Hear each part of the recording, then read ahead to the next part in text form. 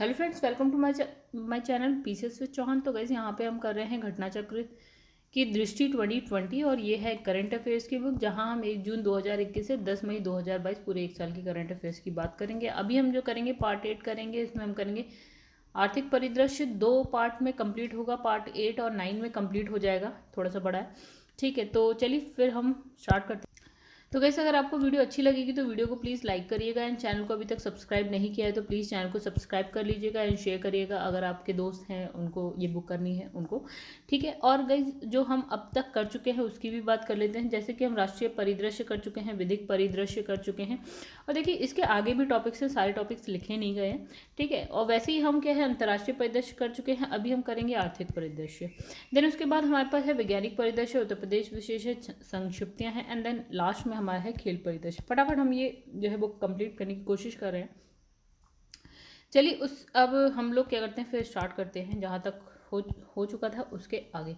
मतलब यहाँ बात करेंगे अब आर्थिक परिदृश्य की। देखिए ये रहा आपका आर्थिक परिदृश्य। यहाँ पे क्या लिखा है, हेडिंग पढ़ लेते हैं जरा। यहाँ लिखा है देश विदेश की आर्थिक महत्व की घटनाओं और आर्थिक संगठनों की गतिविधियों पर दृष्टिपात। ठीक है, चलिए फिर स्टार्ट करते हैं। देखिए सबसे पहले लिखा है राजकोषीय घटनाक्रम। ठीक है, तो देखिए शुरू करते हैं फिर हम यहाँ पे।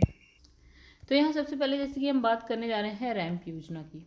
तो यहाँ पे है रैंप RAMP रैंप योजना, यानी कि 30 मार्च 2022 को क्या होता है, केंद्रीय मंत्रिमंडल द्वारा MSME, ठीक है, micro small and medium enterprise के प्रदर्शन को बेहतर बनाने एंड गति प्रदान करने पर जो है, देखिए यहाँ पे क्या लिखा है, राइजिंग एंड एक्लेरेटिंग MSME परफॉर्मेंस यानी कि रैंप पर 808 मिलियन अमेरिकी डॉलर या फिर आप कह सकते हैं 6062.45 करोड़ रुपए के विश्व बैंक से सहायता प्राप्त कार्यक्रम को मंजूरी प्रदान की गई। वित्त वर्ष 2022-23 से प्रारंभ। इस योजना की जो अवधि है वो कितने टाइम की है, 5 वर्ष की, यानी कि 2021-22 से लेकर 25-26 तक की है। तो इस योजना पर कुल जो परिव्यय है वो है आपका 6062.45 करोड़ रुपीस, यानी कि डॉलर में भी दे रखा है, जिसमें से 3750 करोड़ रुपए जो है आपका विश्व बैंक से ऋण के रूप में लिया गया है, मतलब लोन लिया है हमने। ठीक है, और जो बचा हुआ 2312 करोड़ रुपीस है उसकी जो व्यवस्था है भारत सरकार द्वारा की जाएगी। ठीक है, फिर लिखा है इसे जो है विश्व बैंक की सहायता से शुरू किया गया। किसकी सहायता से? विश्व बैंक। अब इसका जो रैंप है, विश्व बैंक से सहायता प्राप्त क्या है, केंद्रीय क्षेत्र की योजना है। मतलब विश्व बैंक से हेल्प की के साथ ही कहाँ की योजना है, हेल्प किसने करी, विश्व बैंक ने। कहाँ की योजना है, केंद्रीय योजना है। ऐसा विश्व बैंक से प्राप्त सहायताओं को निम्नलिखित संकेतों को पूरा करने हेतु व्यय किया जाएगा। ठीक है, अब देखिए पहला इसमें लिखा है राष्ट्रीय MSME सुधार एजेंडे को लागू करने में, मतलब आपको इसमें सुधार करना पड़ेगा। तो ये MSME क्षेत्र के केंद्र राज्य सहयोग में तेजी होनी चाहिए। फिर यहाँ पे हो गया प्रौद्योगिकी उन्नयन योजना की प्रभावशीलता बढ़ाने में।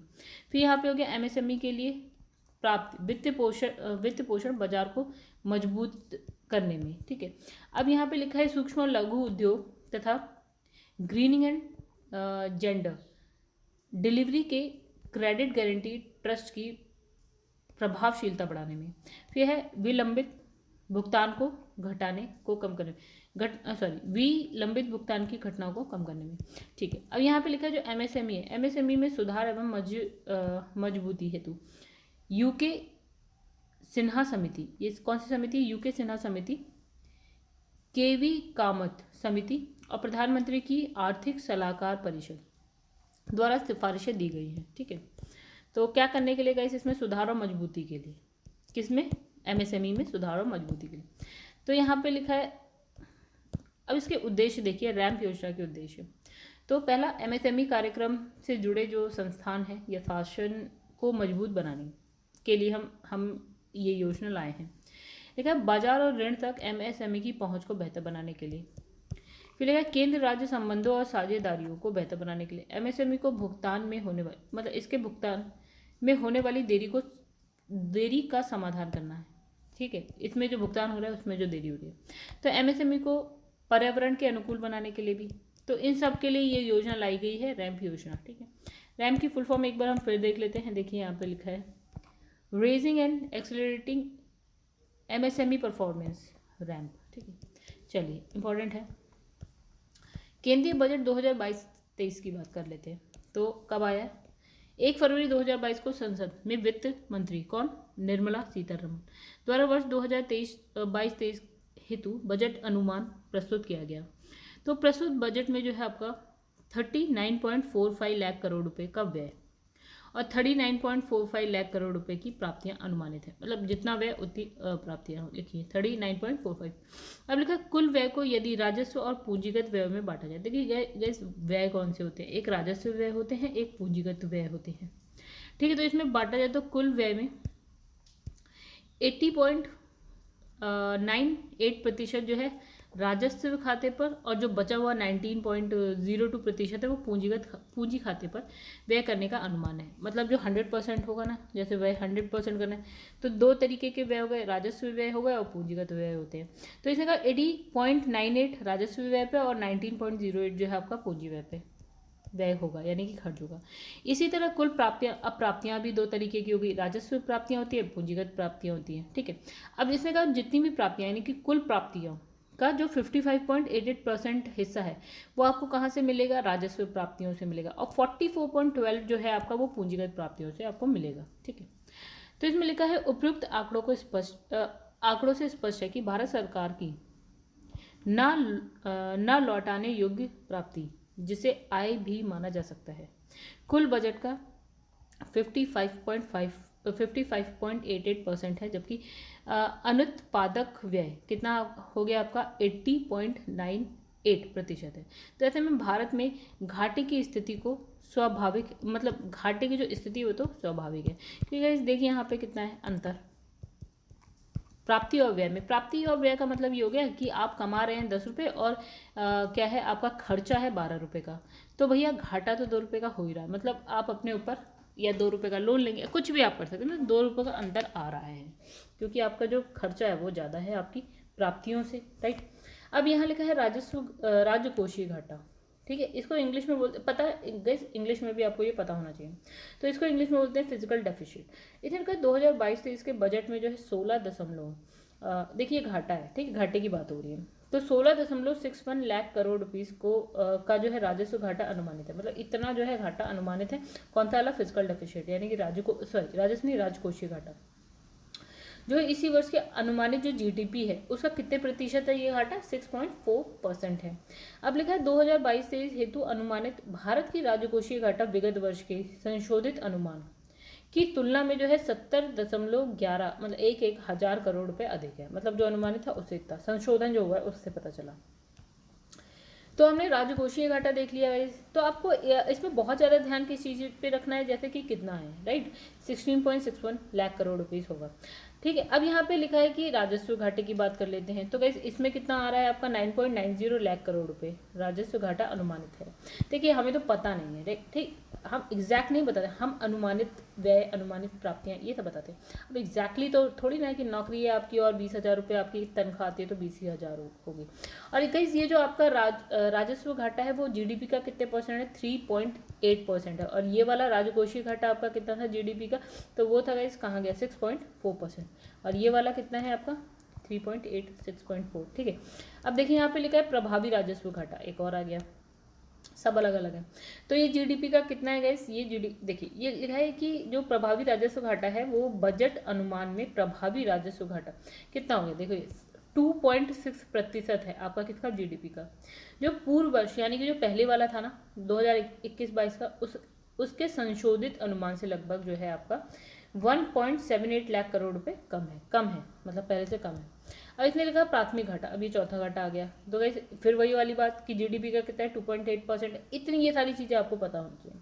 और यहाँ जो 2021-22 का जो आया था उसके संशोधित प्राथमिक घाटे की तुलना में लगभग ये जो है 56.75 थाउजेंड करोड़ रुपीज़ कम है। तो ये आपको नहीं भी पता, लेकिन आपको ये पता होना चाहिए कि जीडीपी का कितना है, राइट।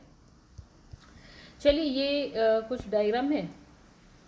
इसने बताया कि आपकी जो प्राप्तियां होंगी ना सरकार को वो कहाँ से होंगी, या व्यय होंगे वो कहाँ होंगे, कहाँ होंगे।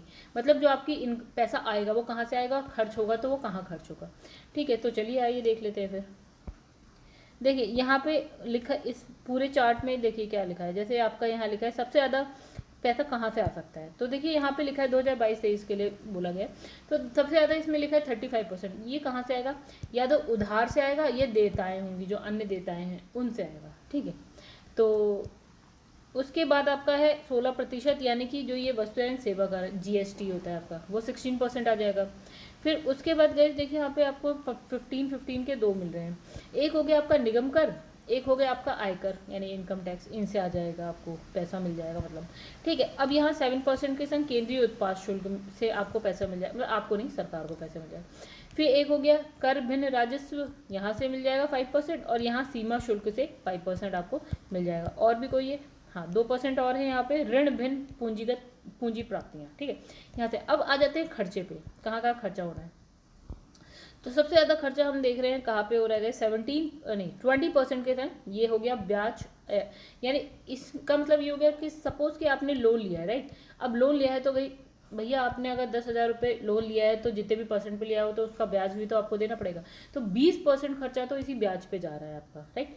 उसके बाद 17% आता है, ये है करों और शुल्कों के राज्यों का हिस्सा, मतलब जो कर और शुल्क है उसमें सरकार क्या होती है, केंद्र सरकार अपने कर या शुल्क से राज्य को भी पैसा देती है, राज्य को भी अब उसका हिस्सा देती है। तो 17% तो केंद्र से राज्य को इधर बट जाएगा, ठीक है। और यहाँ पे देखिए लिखा है 15%, यानी कि केंद्रीय क्षेत्र की जो योजनाएं होती है ना, यानी कि केंद्र सरकार जो योजनाएं बनाती है उसमें पैसा जा रहा है। चलिए 10% कहाँ जा रहा है, यहाँ पे देखिए वित्त आयोग तथा अन्य अंतरण में जा रहा है, ठीक है। अब 10 के बाद यहाँ पे देखिए 2 है 9% के साथ केंद्र प्रायोजित योजना है कुछ, ठीक है। और फिर अन्य व्यय भी हैं, चलो इसके बारे में लिखा नहीं है पूरी तरह से कि अन्य व्यय कौन कौन से। अब यहाँ 8% किस में जा रहा है, सब्सिडीज़ में जा रहा है, आर्थिक सहायता में जा रहा है, ठीक है। सब्सिडीज़ आप समझते हो गई, जैसे सिलेंडर लेते हैं, सपोज़ कि वो 10 रुपये का सिलेंडर है, आपने 10 रुपये दिए लेकिन 5 रुपये आपको वापस मिल गए या 2 रुपये आपको वापस मिल गए, तो 2 रुपये क्या हो गई सरकार की तरफ से सब्सिडी। और 4% कहाँ जा रहा है, पेंशन में जा रहा है। तो आई होप आप लोग ये समझ रहे होंगे ये चार्ट, ठीक है।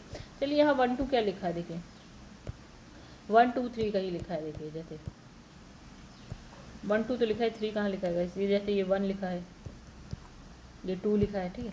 आइए ठीक है, तो 1 में लिखा है कुल व्यय में करों और शुल्कों में राज्यों का हिस्सा शामिल है, ठीक है, कुल व्यय में, ठीक है।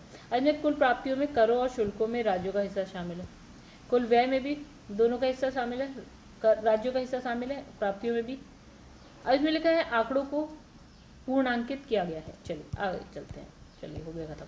अब यहाँ पे हम बात करेंगे ब्याज भुगतान की। तो इसमें लिखा बजट 2022-23 में ब्याज भुगतान हेतु लगभग 9.41 लाख करोड़ रुपीस अनुमानित है। मतलब जो आपको ब्याज देना है ना सरकार को, वो कितना है, इतना 9.41 लाख करोड़ रुपीस। अब इसमें लिखा है 2021-22 की अगर हम बात करें तो 2021-22 के बजट में अनुमान से मतलब ये जो 2021 और 22 का बजट अनुमान था उससे लगभग जो है 16.17%, जबकि उसी वर्ष के संशोधित अनुमान से लगभग 15.59% अधिक है। कौन सा वाला अधिक है गाइस, ये वाला अधिक है, राइट। इतना हमने अनुमान लगा रखा था, मतलब जो भी अनुमान आपने यहाँ लगा रखा था उससे इतना और इतना अधिक है ये, ठीक है। अब लिखा विगत वर्षों में ब्याज भुगतान राशि में निरंतर वृद्धि की प्रवृत्ति रही है, मतलब आपका जो ब्याज भुगतान हो रहा है वो निरंतर अधिक ही रहा है, कम नहीं हुआ कभी। अब इसमें लिखा है वर्ष 2022-23 के लिए प्रमुख मदों पर व्यय, जैसे अभी हमने देखा था, हमने ऊपर देखा था परसेंट में, जैसे ये 4% था क्या आपका पेंशन, ठीक है। तो वही इसने किसने करोड़ रुपीज़ में बता दिया कि पेंशन में आपने कितने करोड़ रुपीज़ खर्च करने हैं। तो देखिएगा ये क्या हो गया आपका 2,07,132 करोड़, इतने करोड़, राइट।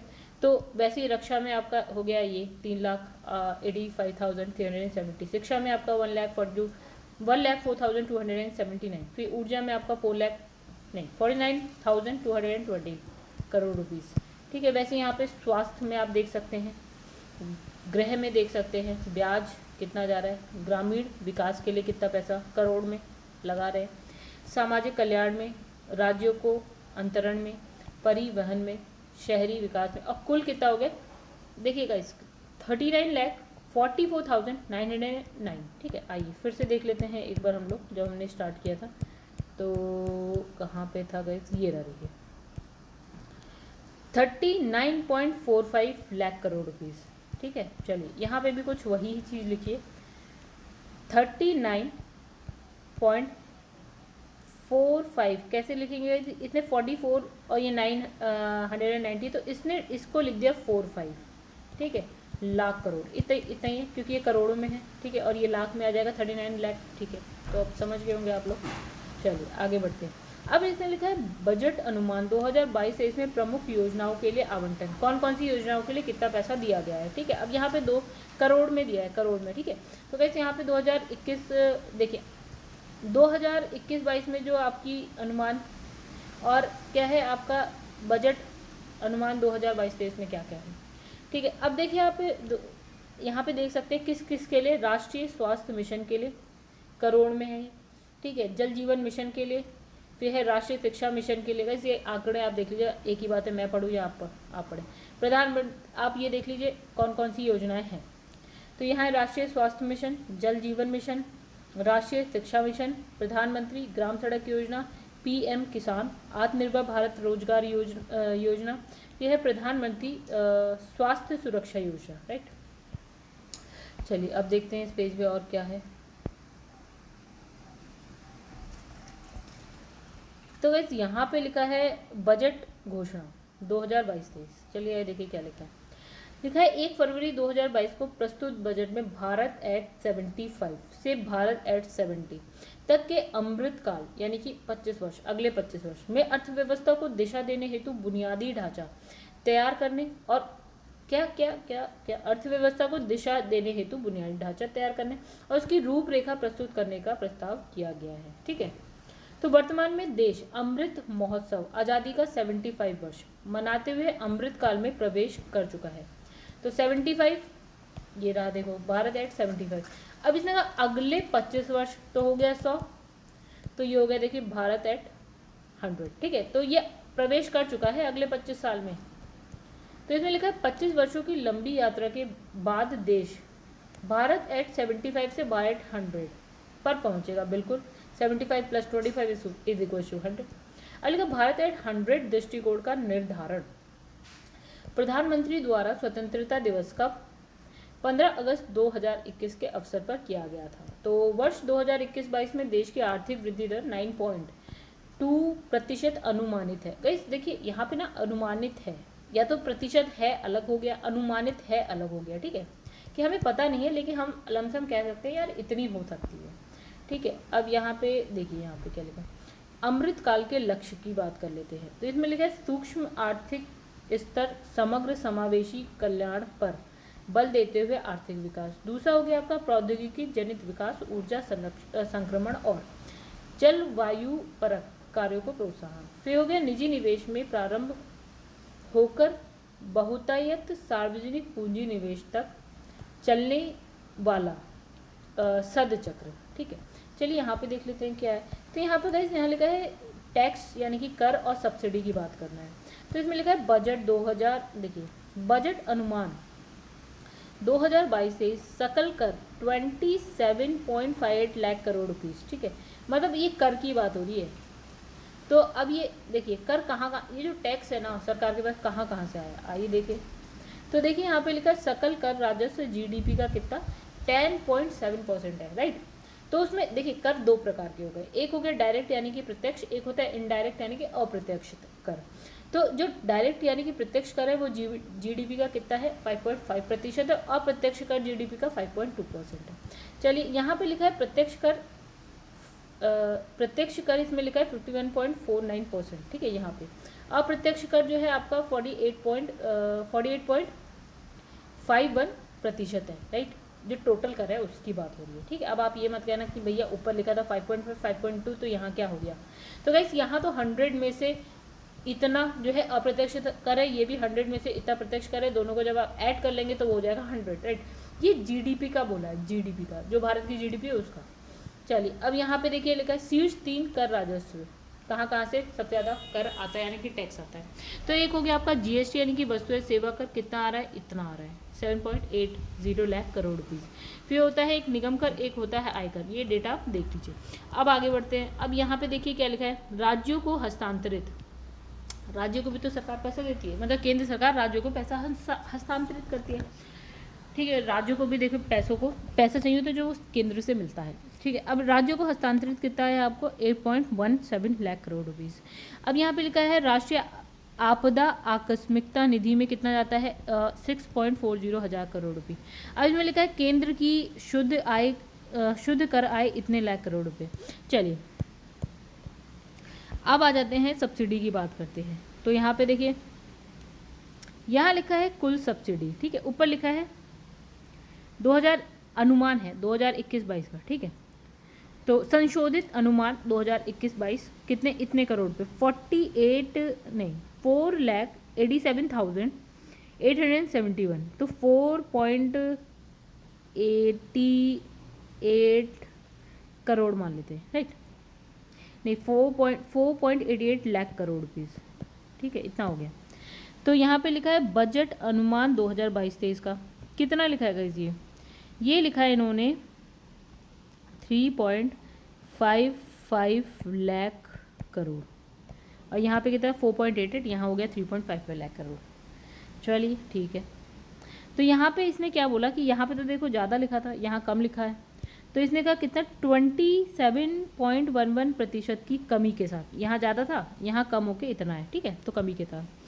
अब यहाँ से इसने कहा कि जो 96.33% खाद्य उर्वरक पेट्रोलियम एंड बजट भुगतान पर जा रहा है सब्सिडी, ठीक है, किस किस पे जा रही है, इतने प्रतिशत तो खाद पे जा रही है, उर्वरक पे जा रही है, पेट्रोलियम पे जा रही है और बजट भुगतान पे जा रही है, इतनी सब्सिडी।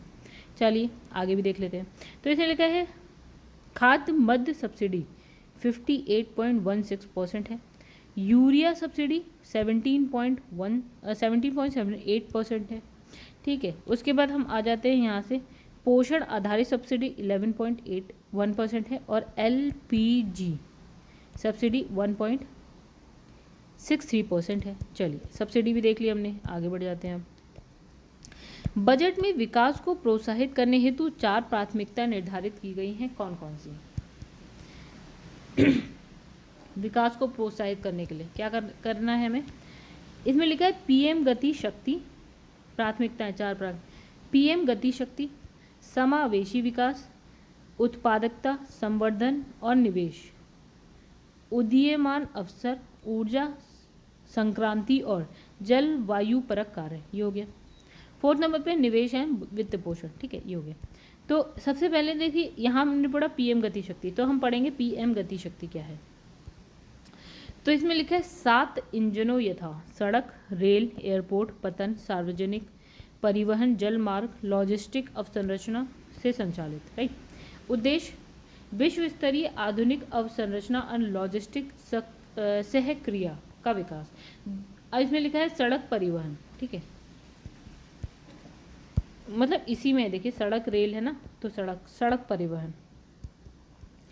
अब इसने कहा 2022-23 में राष्ट्रीय राजमार्ग नेटवर्क में 25,000 किलोमीटर अतिरिक्त जोड़ा गया, ठीक है। सार्वजनिक संसाधनों से संपूर्ण हेतु वित्त पोषण के नवोन्मेषी तरीके से 20,000 करोड़ रुपए जुटाना। फिर 2022-23 में PPP मॉडल के तहत 4 स्थानों पर मल्टी मॉडल लॉजिस्टिक पार्क तैयार करना।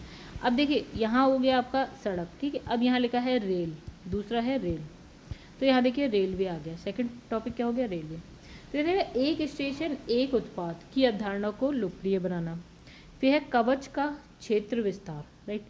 तो इसमें लिखा है विगत 3 वर्षों के दौरान नई पीढ़ी की 400 वंदे भारत का विकास और विनिर्माण, राइट।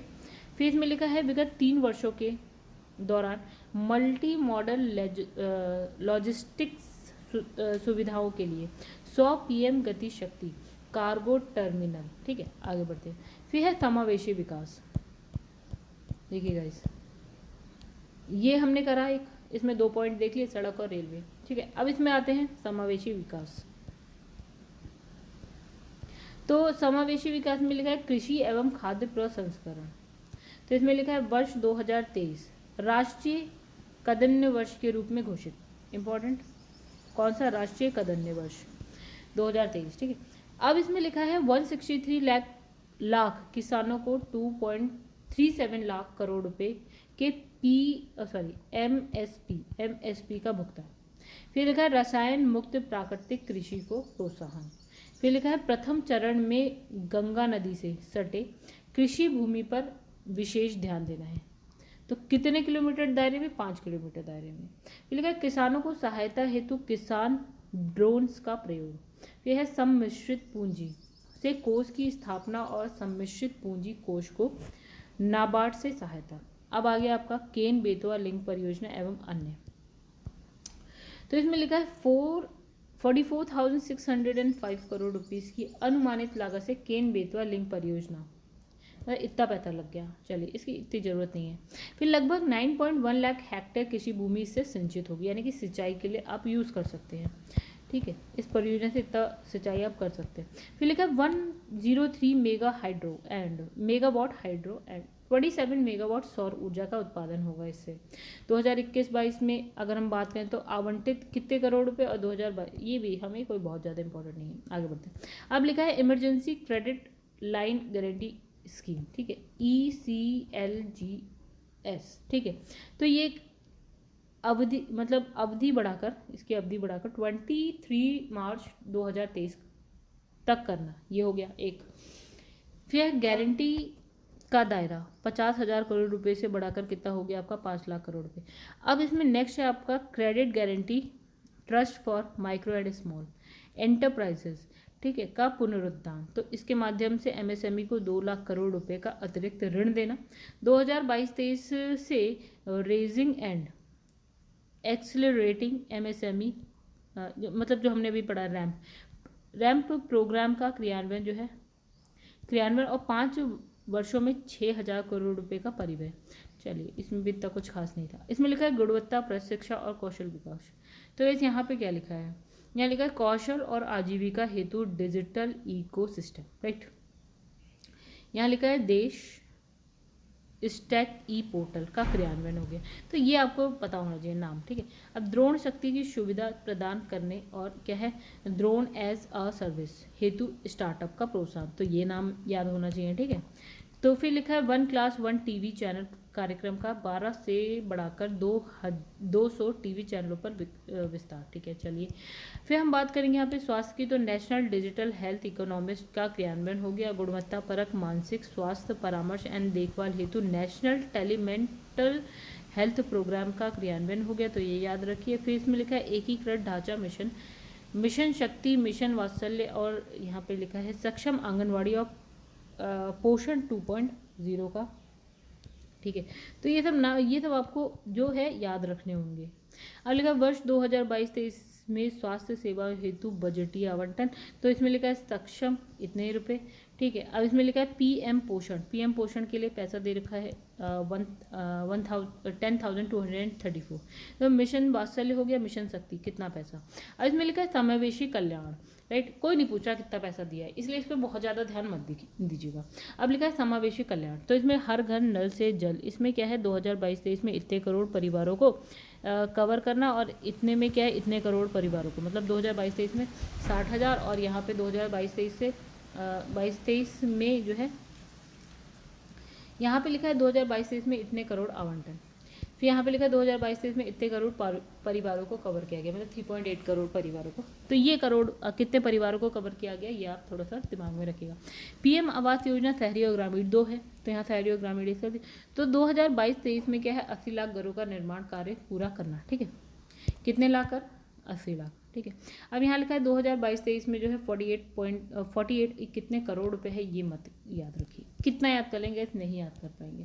अब लिखा है पीएम देव INE, यहाँ लिखा है उत्तर पूर्व में आवश्यकता आधारित अवसंरचना एवं सामाजिक विकास हेतु कितने करोड़ रुपए, इतने करोड़ रुपए, ठीक है। तो आप ये याद रखिए, और कहाँ के लिए है ये, उत्तर पूर्व में, ठीक है। तो यहाँ लिखा है डिजिटल पेमेंट्स, तो अनुसूचित वाणिज्यिक बैंकों के द्वारा 75 जिलों में 75 डिजिटल बैंकिंग यूनिट की स्थापना, तो इंपॉर्टेंट याद रखिएगा 75 डिजिटल बैंक यूनिट की स्थापना। अब चलिए आगे बढ़ते हैं। तो यहाँ लिखा है उत्पादकता संवर्धन एवं निवेश, उदीयमान अवसर, ऊर्जा परिवर्तन, जलवायु परक कार्य, ठीक है। अब आते हैं फिर से ऊपर। तो गाइस देखिए, हमने अभी तक फर्स्ट वाला कर लिया था, सेकंड वाला, अब ये थर्ड चल रहा है, ठीक है, ये थर्ड है। देखिए थर्ड वाला है। अब इसमें लिखा है उत्पादकता संवर्धन एवं निवेश, तो यहाँ लिखा है कारोबारी सुगमता 2.0 का क्रियान्वयन, तो ये नाम याद रखिएगा। फिर लिखा है राइट टू नो की जगह नीड टू नो के सिद्धांत का पालन हो गया, ये याद रखिए। विश्वास आधारित शासन, भू दस्तावेजों के आईटी आधारित प्रबंधन हेतु unique land parcel identification number, ये हो गया, ठीक है, इंपॉर्टेंट। फिर इसमें लिखा है 2022-23 में घरेलू उद्योग में रक्षा क्षेत्र हेतु 68% पूंजीगत क्रय बजट, ठीक है। अब चलिए आगे बढ़ते हैं। जीवन की सुगमता के दूसरे चरण का क्रियान्वयन, विश्वास आधारित शासन 2022-23 में एम्बेडेड चिप के साथ ई पासपोर्ट जारी किया जाना। फिर कार्बन तटस्थ अर्थव्यवस्था की दिशा में संक्रमण। फिर लिखा उच्च प्रभावी मॉड्यूलों के विनिर्माण हेतु उत्पादन से जुड़ी प्रोत्साहन योजनाओं हेतु 19,500 करोड़ रुपए का आवंटन। फिर थर्मल पावर संयंत्रों में 5 से 7% बायोमास पैलेट को जलाने का प्रस्ताव और 38 MMT कार्बन डाइऑक्साइड की कमी का अनुमान, ठीक है। अब फोर्थ नंबर पे लिखा था वहाँ पे 1 2 3 4 जो थे, तो चौथे नंबर पे लिखा था निवेशों का वित्त पोषण, ठीक। तो यहाँ लिखा है पूंजी परिव्यय को प्राथमिकता, तो यहाँ लिखा है वर्ष 2022-23 में 7.50 लाख करोड़ रुपीस का आवंटन। तो इसमें लिखा है 35.4% की वृद्धि और जीडीपी का 2.9%, ठीक है। ये निवेश की बात हो रही है यहाँ पे। अब लिखा है वर्ष 2021-22 में जो है 5.54 लाख करोड़ रुपए का आवंटन। अब लिखा है प्रभावी पूंजीगत व्यय वर्ष 2022-23 में 10.68 लाख करोड़ रुपीस का आवंटन, यानी कि जीडीपी का 4.1%। अब लिखा है संसाधनों को जुटाना, अब लिखा है हरित अवसंरचना के संसाधनों हेतु ग्रीन बॉन्ड एक चीज, उदीयमान क्षेत्रों के लिए सम्मिश्रित वित्त, सरकार का योगदान 20% रहेगा। कौन से क्षेत्र के लिए? उदीयमान क्षेत्र के लिए। अब वर्ष 2022-23 में भारतीय रिजर्व बैंक द्वारा डिजिटल रुपए का संचालन किसके द्वारा? भारतीय रिजर्व बैंक के द्वारा। चलिए राज्यों अधिक वित्तीय गुंजाइश प्रदान करना, राज्यों को और अधिक वित्तीय गुंजाइश प्रदान करना। तो पूंजीगत निवेश हेतु राज्यों को वित्तीय सहायता योजना के तहत, ठीक है। तो वर्ष 2021-22 में जो है इतने करोड़ रुपए, वर्ष देखो ये है बजट अनुमान, ये है संशोधित अनुमान। तो वर्ष 2021-22 में इतने करोड़ रुपए। अब लिखा सभी निवेशों को प्रोत्साहित करने हेतु राज्यों की सहायता के लिए वर्ष 2022-23 में 1 लाख करोड़ रुपए का अतिरिक्त आवंटन। अब लिखा 15वें वित्त आयोग की सिफारिशों के अनुरूप वर्ष 2022-23 में राज्यों की GSDP, ठीक है, के 4% तक राज्य कोषीय घाटे का अनुमान और 0.5% विद्युत क्षेत्र सुधार से संबंधित है। चलिए आगे बढ़ते हैं। तो गाइस नेक्स्ट इसमें कर प्रस्ताव, तो गलतियों को ठीक करने हेतु करदाताओं को 2 वर्ष के भीतर अद्यतन रिटर्न दायर करने की अनुमति। कितने वर्ष के भीतर? 2 वर्ष के भीतर। तो राज्य सरकार के कर्मचारियों के NPS खाते में कर्मचारियों की कर कटौती सीमा को 10% से बढ़ाकर कितना कर दिया गया है? 14%। फिर लिखा है विकलांग व्यक्तियों के लिए कर में राहत हो गई। सहकारी समितियों के लिए 18.5% की वैकल्पिक न्यूनतम कर दर को 15% करना। फिर है सहकारी समितियों जिनकी जो आय है 1 से 10 करोड़ रुपए तक है कि वर्तमान अधिभार दर यानी कि 12% की कमी करते हुए 7% करना। कर संबंधित प्रोत्साहन देने के लिए पात्र स्टार्टअप्स को शामिल करने की अवधि में वृद्धि, ठीक है। पहले कितनी थी? मार्च तक क्या होता है इस 2022 से अब कितनी कर दी गई? 2023। फिर लिखा आभासी परिसंपत्ति के अंतरण से होने वाली आय पर 30% का कर हो गया, ठीक है। कितने प्रतिशत कर हो गया? 30%। फिर है नव निगमित विनिर्माण कंपनियों की को धारा 115 ख यानी कि BAB ख ओके ये तो BAB के तहत विनिर्माण या उत्पादन के आरंभ करने की अंतिम तिथि में वृद्धि कर दी गई। तो मार्च 2023 से कितनी कर दी गई? 2024। अब लिखा है AOP एसोसिएशन ऑफ पर्सन्स पर अधिभार जो कितना 37% की सीमा में कमी करके कितनी कर दी? 15%। अब लिखा है आय और लाभ पर लगने वाले किसी भी सरचार्ज या उपकर को व्यापारिक व्यय न मानना। फिर है हस्तांतरण से उत्पन्न दीर्घावधिक पूंजी अभिलाभ पर अधिभार की उच्चतम सीमा 15%। राष्ट्रीय पूंजीगत वस्तु नीति 2016 का उद्देश्य वर्ष 2025 तक पूंजीगत वस्तुओं का उत्पादन दोगुना करना। फिर है पूंजीगत वस्तुओं और परियोजना आयातों में रियायती दरों को धीरे धीरे समाप्त करना और 7.5% की आसान ट्रैफिक दर लागू करना। लगा रत्न और आभूषण क्षेत्र के प्रोत्साहन हेतु काटे और तराशे गए हीरे और रत्न पत्थरों पर सीमा शुल्क कितना? 5%।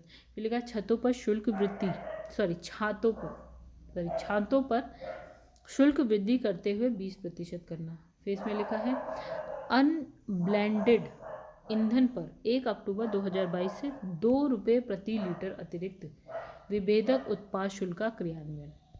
अब आते हैं आर्थिक समीक्षा 2021-22 में। तो वित्त वर्ष 2021-22 की आर्थिक समीक्षा को केंद्रीय वित्त मंत्री निर्मला सीतारमण द्वारा 31 जनवरी 2022 को संसद में प्रस्तुत किया गया। तो गाइस ये देखिए 31 जनवरी को आर्थिक समीक्षा, 1 फरवरी को क्या हो गया? हमारा बजट आया था, राइट। तो 31 जनवरी 1 फरवरी। चलिए अब आते हैं प्रस्तुत आर्थिक समीक्षा का मूल विषय यानी कि थीम क्या थी। तो यहाँ लिखा है अत्यधिक अनिश्चितता की इस स्थिति में नीति निर्माण के लिए कला और विज्ञान तथा इसकी केंद्रीय विषय वस्तु यानी कि सेंट्रल थीम है क्या? चुस्त दुरुस्त त्वरित दृष्टिकोण। फिर लिखा है यह आर्थिक समीक्षा हाल के वर्षों में 2 खंडों से सिमटकर एक खंड में हो गए, ठीक है। तो तथा आंकड़ों को दर्शाने वाली तालिकाओं को एक अलग खंड में रखा गया है। चलिए कुछ नया हुआ है। अब यहाँ लिखा है आर्थिक समीक्षा 2021-22 के अनुसार वर्ष 2020 से 21 में भारतीय अर्थव्यवस्था की वृद्धि दर 7.3% का संकुचन रहा, जबकि वर्ष 2021-22 हेतु ये कितनी 9.2% अनुमानित है। फिर 2022-23 के लिए भारतीय अर्थव्यवस्था की वृद्धि दर 8 से 8.5% अनुमानित है, जो विश्व बैंक और एशियाई विकास बैंक यानी कि ADB द्वारा भारतीय अर्थव्यवस्था की जो वृद्धि दर है उसके हेतु अनुमानित आंकड़े। देखिए विश्व बैंक ने कितना बताया 8.7 बताया है और ADB ने कितना 7.5%, यह इसके अनुरूप है, ठीक है। अब लिखा है जनवरी 2022 में जारी IMF की विश्व आर्थिक आउटलुक 2022 के अनुसार 2021-22 के लिए भारत का वास्तविक GDP के 9% की दर से तथा 2023-24 में 7.1% की दर से वृद्धि का अनुमान है। यानी कि 21-22 और 22-23 में 9% और 23-24 में 7.1% का अनुमान बताया उसने वृद्धि, ठीक है। अब इसमें लिखा है यह आंकड़े भारत को इन 3 वर्षों में वैश्विक स्तर पर सबसे तेजी से बढ़ती अर्थव्यवस्था के रूप में पेश करता है। वित्त वर्ष 2020-21 में कृषि की वृद्धि दर 3.6% दर्ज की गई है और 21-22 के लिए 3.9% अनुमानित है, ठीक है। तो फिर आते हैं वित्त वर्ष 2021-22 के दौरान उद्योग और सेवा क्षेत्र में क्रमशः 11.8% और 8.2% की वृद्धि दर अनुमानित की गई है। और वहीं 20-21 की अगर बात करें तो यहाँ पे कितनी 7% एंड 8.4% की बात कही गई, ठीक है। इतनी प्रतिशत थी, ठीक है। अब आते हैं, चलिए टेबल भी पढ़ लेते हैं हम यहाँ पे। तो गाइस यहाँ पे लिखा सकल मूल्यवर्धन GVA के में क्षेत्रवार हिस्सेदारी प्रतिशत में। तो यहाँ पे देखिए लिखा है 2019-20, 20-21, 21-22। तो कृषि और संबद्ध क्षेत्र में देखिए तो गाइस यहाँ पे लिखा है 18.4, 20.2 और यहाँ पे 18.8। फिर उद्योग की बात करें 26, 25, 28 यहाँ ज़्यादा है। अब यहाँ लिखा है खनन और खनन की बात करें तो इन सब में सबसे ज़्यादा यहाँ पे आ जा रहा है 2.3। फिर विनिर्माण में भी आप गाइस देख रहे हैं तो ये बढ़ रहा है, यहाँ बढ़ गया है, ठीक है। अब इसमें लिखा है बिजली गैस पानी की आपूर्ति अन्य उपयोगी सेवाओं की बात करें तो 2.6, 7, 2.5। निर्माण किया 7.4, 7.2, 8 हो गया प्रतिशत में। फिर इसमें लिखा है सेवाएं की बात करें तो 54, 55.0, 53.9, 53.0। फिर है व्यापार, होटल, परिवहन, संचार और प्रसारण से संबंधित सेवाएं, तो ये हो गया आपका, ठीक है। और वित्तीय, रियल एवं एस्टेट और पेशेवर सेवाओं की बात करें तो आप इसमें भी देख सकते हैं गाइस। चलिए आगे बढ़ते हैं। यहाँ पे लोक प्रशासन, रक्षा और अन्य सेवाओं की बात करें तो 14.9 है, 15.4, 15.2 है।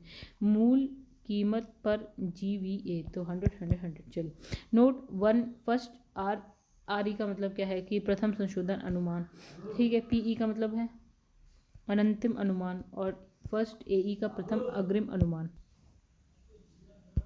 चलिए गाइस, यहाँ लिखा है प्रति व्यक्ति निवल राष्ट्रीय आय की अगर बात करें तो यहाँ पे लिखा है per capita net national income, तो यहाँ लिखा है वर्तमान कीमतों पर 2021-22 की अगर हम बात करें, देखिए यहाँ पे लिखा है स्टार लगा रखा है, यानी प्रथम अग्रिम अनुमान है ये।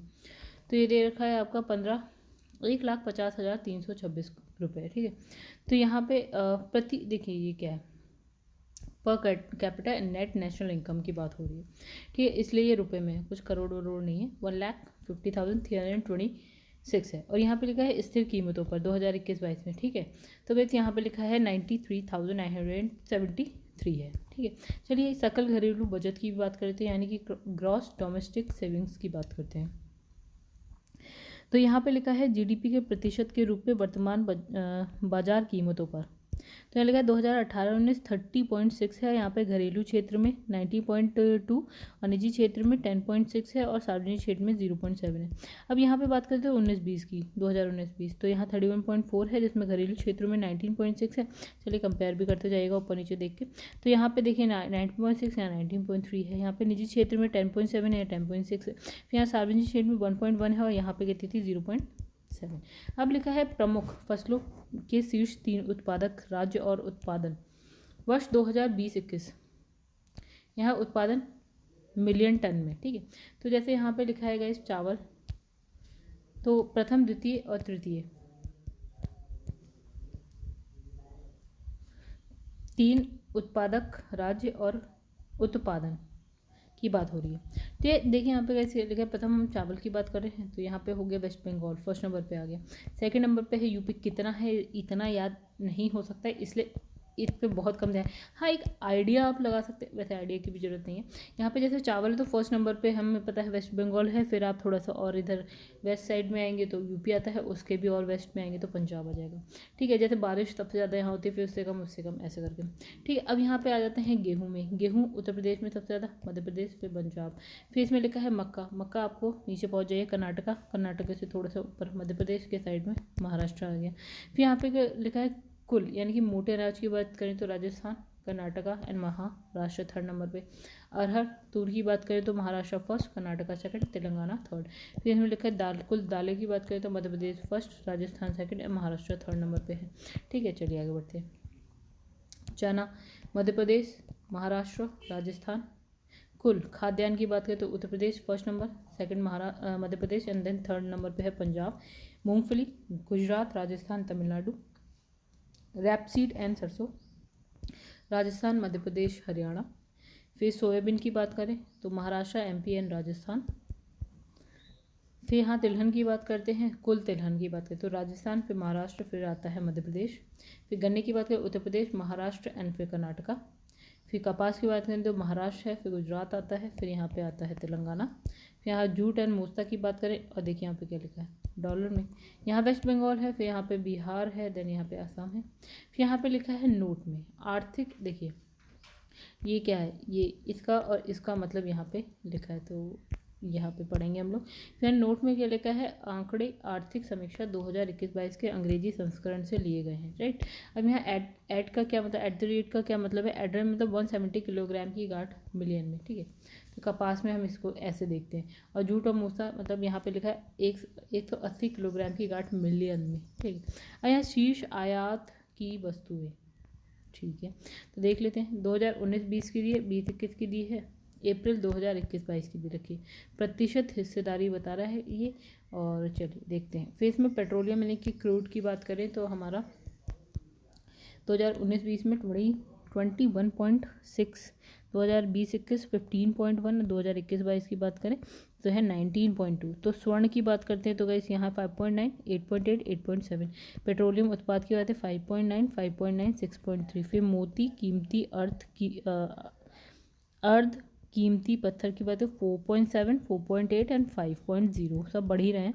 फिर कोयला, कोक एंड क्या लिखा है ब्रिकेट्स आदि, इसकी तो 4.7 है, 4.1 है एंड यहाँ पे 4.9 है।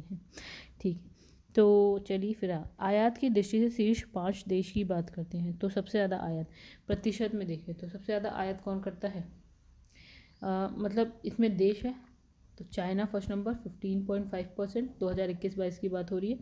फिर है UAE यानी कि संयुक्त अरब अमीरात 7.3% की परसेंट है।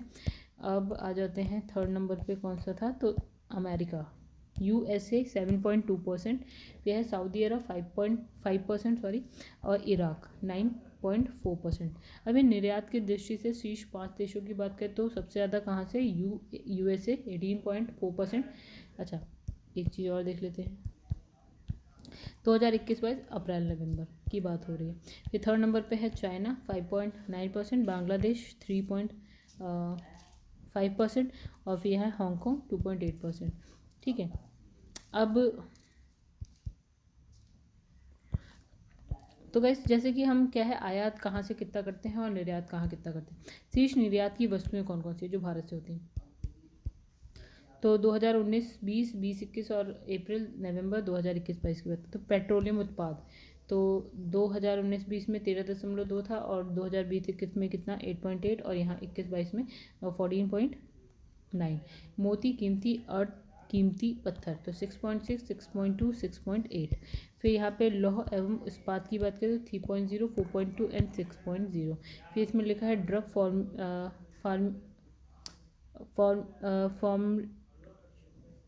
फॉर्मुलेशन एवं बायोलॉजिकल, तो ये हो गया आपका 5.1, 6.5 एंड 4.7। फिर इसमें स्वर्ण एवं अन्य कीमती धातु के आभूषण की बात करें हम निर्यात जो करते हैं तो 4.4 हुआ 2019-20, 20-21 में 2.3 और 21-22 में आपका हो गया 2.8। फिर यहाँ लिखा है फसलों का उत्पादन क्षेत्रफल और उत्पादकता। चलिए आइए देखें, तो वैसे यहाँ पे बहुत बड़ा चार्ट है, तो चलिए देख लेते हैं हम यहाँ पे। तो यहाँ देखिए क्या लिखा है, जैसे खाद्यान्न लिखा है, ठीक है। यहाँ पे देखिए 2019-20, 20-21, 19-20, 20-21, 19-20, 20-21, राइट। तो यहाँ पे लिखा है उत्पादन मिलियन टन में, सकल क्षेत्र मिलियन हेक्टेयर में, फिर इसमें लिखा है प्रति हेक्टेयर पैदावार की बात करेंगे किलोग्राम पर हेक्टेयर में, ठीक है। तो 19-20 और 20-21 की बात करेंगे। चलिए एक चीज़ और यहाँ लिखा है चतुर्थ अग्रिम अनुमान, और डबल स्टार का मतलब हो गया आपका 170 किलोग्राम गांठे, और जहाँ पे हैशटैग लगा होगा वो हो गया टन पर हेक्टेयर, ठीक है, जैसे कि दिस वन। चलिए आगे देखते हैं। तो गाइस यहाँ पे देखिए आप, अगर हम खाद्यान्न में उत्पादन की बात करें तो इतने मिलियन टन, ठीक है, इतने मिलियन हेक्टेयर में। तो गाइस आप ये एक बार डेटा अपने आप देख लीजिए, ये कोई नहीं पूछेगा इतना, ये थोड़ा सा टफ हो गया, नहीं पूछेगा ऐसा नहीं है। तो जैसे कि इसमें 297 मिलियन टन हो गया, या 2020-21 में देखिए थोड़ा ज़्यादा हो गया। अब अनुमान क्या, इससे ज़्यादा यहाँ पे हो गया, ठीक है। अब क्षेत्र की अगर हम बात करें मिलियन हेक्टेयर में तो यहाँ पे 127 और यहाँ पे 129। फिर प्रति हेक्टेयर पैदावार देखें तो 2343 किलोग्राम पर हेक्टेयर हो गया, यहाँ पे 2386, यहाँ से बढ़ गया यहाँ पे, ठीक है। वैसे यहाँ पे दालें, इसका आप देख सकते हैं डेटा। फिर चावल है, फिर गेहूँ है, ज्वार, मक्का, मूंगफली, गन्ना एंड कपास। चलिए आगे बढ़ते हैं हम लोग। तो यहाँ लिखा है PM गति शक्ति राष्ट्रीय मास्टर प्लान, तो इसमें लिखा है बहुस्तरीय संपर्क यानी कि मल्टी मॉडल कनेक्टिविटी हेतु राष्ट्रीय मास्टर प्लान PM गति शक्ति एक डिजिटल प्लेटफॉर्म है। क्या है ये, एक डिजिटल प्लेटफॉर्म जो रेलवे और सड़क मार्ग मंत्रालय सहित 16 मंत्रालय को एक मंच प्रदान करता है। तो ऐसे कितने मंत्रालयों को, 16। अब यहाँ पे लिखा है PM गति शक्ति को भास्कराचार्य राष्ट्रीय अंतरिक्ष अनुप्रयोग और भू सूचना विज्ञान संस्थान द्वारा विकसित इसरो इमेजरी के साथ क्या है विभिन्न प्रौद्योगिकियों से भी जोड़ा गया। तो ऐसे आगे बढ़ते हैं हम लोग। तो तो गाइस अब हम पढ़ेंगे पीएम गति शक्ति राष्ट्रीय मास्टर प्लान की बात करेंगे यहाँ पे। तो यहाँ लिखा है इसका शुभारंभ 13 अक्टूबर 2021 को, यह मंजूरी प्रदान की गई 21 अक्टूबर 2021 को आर्थिक मामलों की मंत्रिमंडलीय समिति द्वारा। फिर इसकी घोषणा 75वां जो स्वतंत्रता दिवस है यानी 15 अगस्त 2021 को, ठीक है। फिर इसमें लिखा है कुल व्यय की बात करें तो 100 लाख करोड़ रुपये केंद्रित है किस पे, देश के नागरिकों, उद्योगों, विनिर्माताओं, किसानों, गांवों पर, ठीक है। अब आते हैं आगे। इसमें लिखा है राष्ट्रीय मास्टर प्लान पीएम गति शक्ति के 6 आधार स्तंभ की बात करते हैं, यानी कि 6 पिलर कौन कौन से हैं। तो एक तो हो गया आपका व्यापकता, फिर हो गया प्राथमिकता, अधिकतम उपयोग, सामंजस्यीकरण, और 5th नंबर पे आ गया हमारे पास विश्लेषणात्मक, और 5th नंबर पे नहीं गई थी, 6th नंबर है आपका गतिशीलता, राइट। तो यहाँ पे लिखा है पीएम गति शक्ति राष्ट्रीय मास्टर प्लान की शुरुआत, कार्यान्वयन और तथा निगरानी एवं समर्थन तंत्र हेतु संस्थागत ढांचे की त्रिस्तरीय प्रणाली अपनाई गई है। कितनी? 3 लेवल पे 3 टायर सिस्टम अपनाई गई है प्रणाली, ठीक है।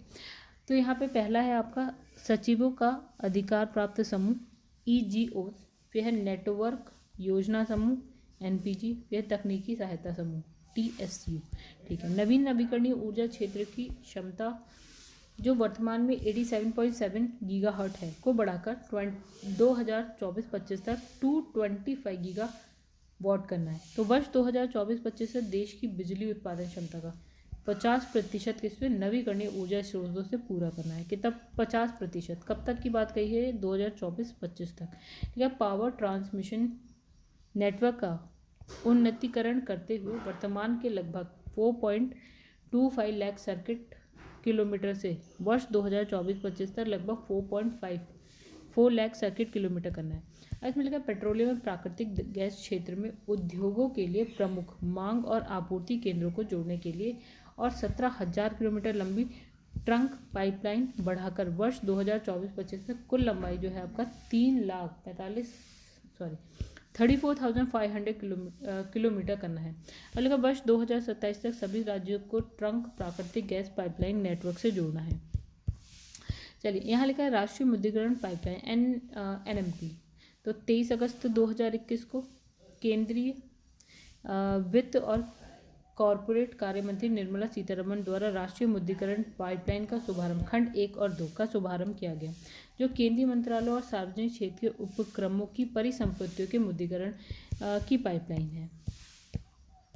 ये पाइपलाइन नीति आयोग द्वारा अवसंरचना से संबंधित मंत्रालयों के परामर्श से विकसित की गई है, जो केंद्रीय बजट 2021-22 के तहत परिसंपत्ति मुद्रीकरण से जुड़े अधिदेश पर आधारित है।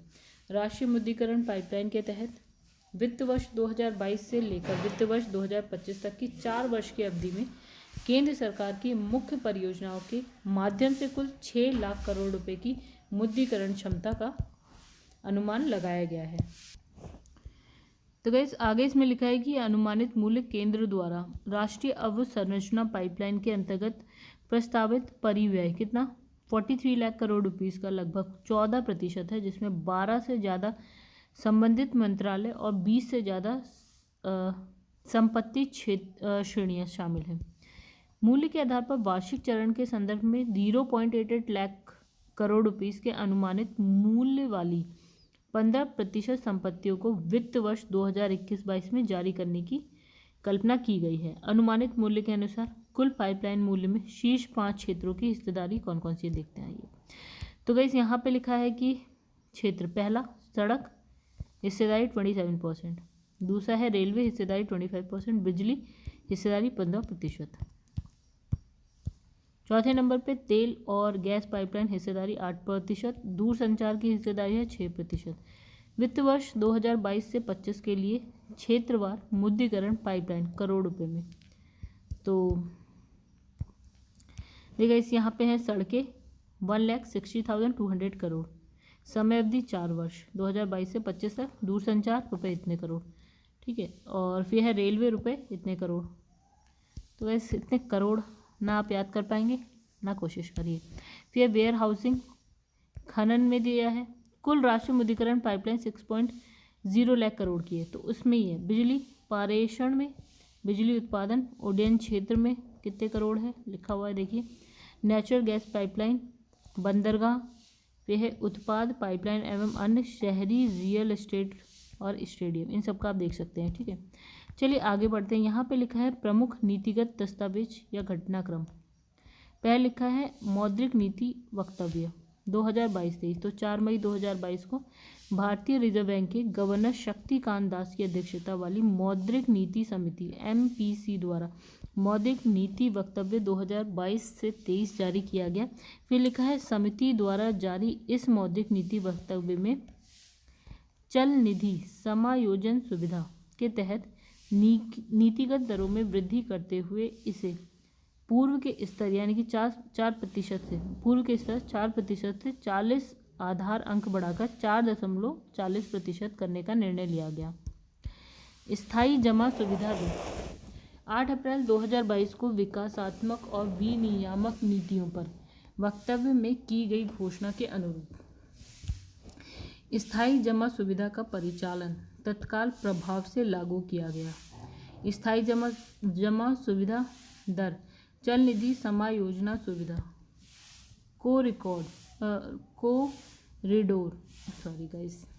ये एक साथ है कॉरिडोर के आधार यानी कि फ्लोर के रूप में स्थिर रिवर्स रेपो रेट यानी कि फिक्स्ड RRR की जगह लेगा।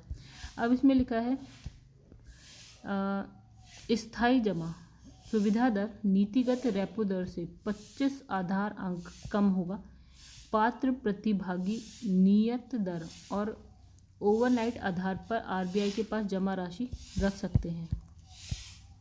अब यहाँ लिखा है मौद्रिक नीति समिति द्वारा जारी नीतिगत दरें, तो इसमें है आरक्षित अनुपात, यहाँ है उधार और जमा दर।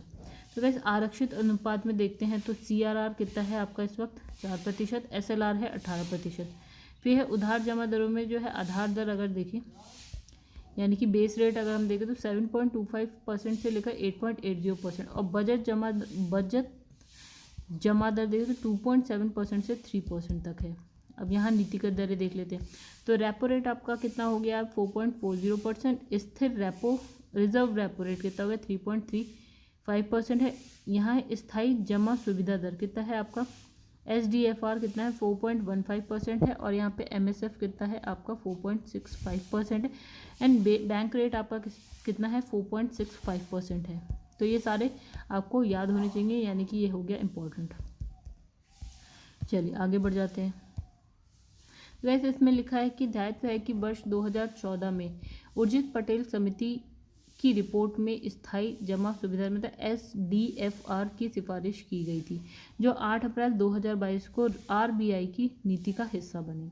तो इसमें SDF एक ऐसी सुविधा है जिसके तहत अधिशेष तरलता निकालने के लिए किसी भी प्रकार की जमानत की आवश्यकता नहीं होती, ठीक है। अब इसमें लिखा है वस्तुतः जब बैंकों को अल्प अवधि के लिए धन की आवश्यकता होगी तो वे RBI से रेपो रेट पर उधार लेते हैं जिसके लिए उन्हें गवर्नमेंट सिक्योरिटीज़ वह गिरवी रखनी पड़ती है। तो इसी प्रकार जब बैंकों के पास अधिक राशि होती है तो वे RBI में रिजर्व रेपो रेट पर जमा करते हैं, ठीक है। यहाँ भी सरकारी जो प्रतिभूतियाँ यानी कि गवर्नमेंट सिक्योरिटीज़ हैं वो जमानत का काम करती हैं। तो यहाँ पे लिखा SDF इसी प्रकार की सुविधा है लेकिन इसमें किसी जो जमानत है ना उसकी आवश्यकता नहीं पड़ती। अब है राष्ट्रीय परिवार स्वास्थ्य सर्वेक्षण 5, तो 5 मई 2022 को केंद्रीय स्वास्थ्य एवं परिवार कल्याण मंत्री कौन डॉक्टर मनसुख मांडविया ने NFHS 5 के 5वें दौर की रिपोर्ट जारी करी। तो ध्यान है कि जो आपका है NFHS 1 वर्ष 1951 में लॉन्च किया गया था। अब NFHS 5 में जारी आंकड़े वर्ष 2019-20 के संदर्भ में हैं। तो इसी रिपोर्ट में जनसंख्या स्वास्थ्य एवं परिवार कल्याण तथा अन्य संबंधित क्षेत्र जैसे जनसंख्या की विशेषताएं, प्रजनन क्षमता, परिवार नियोजन, शिशु और बाल मृत्यु दर, मातृ एवं शिशु स्वास्थ्य, पोषण तथा एनीमिया, रुग्णता, स्वास्थ्य देखभाल, महिला सशक्तिकरण आदि प्रमुख क्षेत्र पर जो है विस्तृत जानकारी शामिल है इसमें, ठीक है। अब है राष्ट्रीय परिवार स्वास्थ्य सर्वेक्षण के निरंतर रूप से जारी संस्करणों का मुख्य उद्देश्य क्या है? भारत में स्वास्थ्य और परिवार का कल्याण, अन्य उभरते क्षेत्र से संबंधित विश्वसनीयता और तुलनीय आंकड़े प्रदान करना। चलिए, तो इसमें लिखा है NFHS5 सर्वेक्षण का कार्य 28 राज्य और 8 केंद्र शासित प्रदेशों के 707 जिलों के लगभग 6.37 लाख घरों के नमूना सर्वेक्षण पर आधारित है। कितने लाख घर? तो इसमें लिखा है NFHS5 सर्वेक्षण में मृत्यु पंजीकरण, विद्यालय पूर्व शिक्षा, बाल टीकाकरण, बच्चों के लिए पोषक तत्वों के घटक, मासिक धर्म जैसे नए आयाम जो है इसमें शामिल किए गए हैं। जहाँ जो फोर्थ वाला था ना, उसके अनुसार मतलब 2015-16 में तो के अनुमानों का उपयोग बड़ी संख्या में सतत विकास लक्ष्य के संकेतकों के लिए आधारभूत मूल्यों के रूप में किया गया था। तो जो फिफ्थ वाला है इसमें विभिन्न स्तरों पर लगभग 34 सतत विकास लक्ष्यों के लिए आंकड़े प्रदान करेगा। ठीक है, तो जो इसमें क्या है, इसका निष्कर्ष अगर हम बात करें तो भारत में जनसंख्या नियंत्रण के उपायों से उल्लेखनीय प्रगति की है। अब इसमें लिखा है राष्ट्रीय स्तर पर कुल प्रजनन दर, प्रति महिला बच्चों की औसत संख्या जो है NFHS4 और NFHS5 के मध्य 2.2% घटकर कितना हो गया? 2.0% हो गया। भारत के सिर्फ 5 राज्यों में प्रजनन क्षमता की प्रतिस्थापन दर 2.1 से अधिक है। कौन कौन से राज्य हैं ये? एक हो गया बिहार जिसके 2.98 जो कि ज़्यादा है। ठीक है, ये सीरीज याद रखना, सबसे ज़्यादा बिहार, फिर उससे थोड़ा सा कम मेघालय, फिर उत्तर प्रदेश है, झारखंड है, मणिपुर है, मतलब इन सब की जो है 2.1 से अधिक है। ठीक है, इसमें लिखा है समग्र गर्भ निरोधक प्रसार दर देश में 54% से बढ़कर 67% हो गई है। तो देश में संस्थागत जन्म 79% से बढ़कर जो है आपका 89% हो गए हैं। अच्छी बात है। ग्रामीण क्षेत्रों में यह लगभग क्या है 87% से 87% और शहरी क्षेत्रों में कितना है 94, शहरी क्षेत्रों में ज़्यादा है। ठीक है, 94% है। फिर देखा है संस्थागत जन्म में सर्वाधिक वृद्धि जो है 27% अरुणाचल प्रदेश में हुई, सबसे ज़्यादा कहाँ हुई? अरुणाचल प्रदेश। तो इसके बाद है असम, बिहार, मेघालय, छत्तीसगढ़, नागालैंड, मणिपुर, उत्तर प्रदेश, वेस्ट बंगाल में 10% से अधिक की वृद्धि हुई। तो NFHS4 के 62% की तुलना में NFHS5 में जो है 12 से 23 माह के 77% से अधिक बच्चों का टीकाकरण पूर्ण हो चुका है। बच्चों में पूर्ण टीकाकरण आच्छादन नागालैंड में 57% से लेकर दादर नागर हवेली एंड दमनदीव में 95% है, ओडिशा 91%, तमिलनाडु 89%, वेस्ट बंगाल 88% तक टीकाकरण आच्छादन हो चुका है। इसमें लिखा है विगत 4 वर्षों से भारत में 5 वर्ष से कम उम्र के बच्चों में ठिगनेपन का स्तर 38% से कम होकर कितना हो गया 36% हो गया है।